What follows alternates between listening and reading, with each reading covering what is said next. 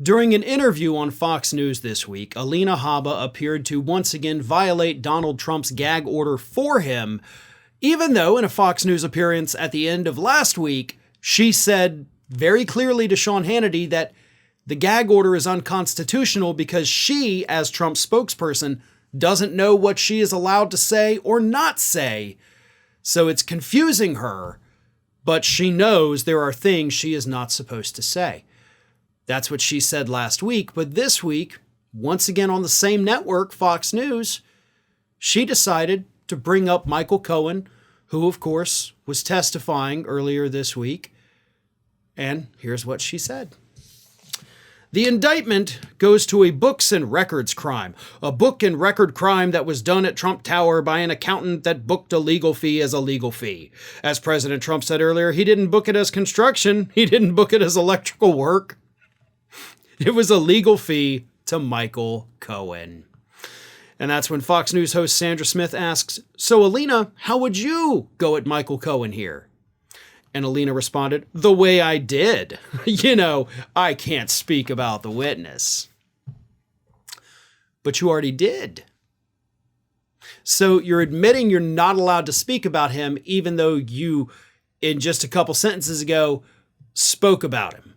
And last week, as I mentioned, you said that the gag order was so confusing to you that you didn't know what you could or could not say because you are being paid by Donald Trump to say things. Therefore, what you say could be a violation of the gag order for him, not for you, obviously. But therein lies the problem. We learned this week from Andrew Rice, a reporter with the New York Magazine, I believe it is, that Donald Trump was scribbling notes on a piece of paper during the trial this week.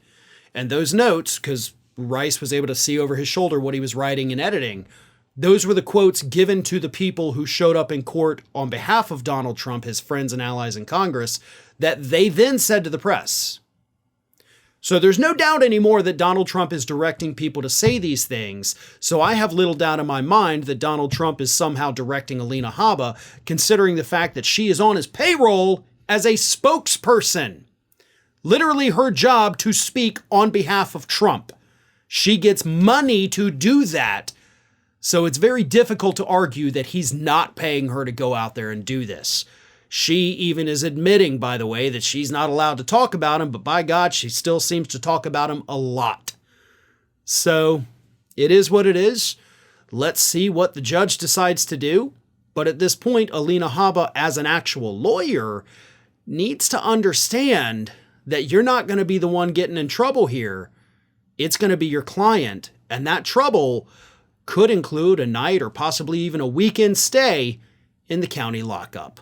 Well, folks, we have crossed that 1 million subscriber milestone, but rest assured, we are just getting started here at Ring of Fire. So if you're not already, please do subscribe to the channel and make sure to like, share, and comment on the videos.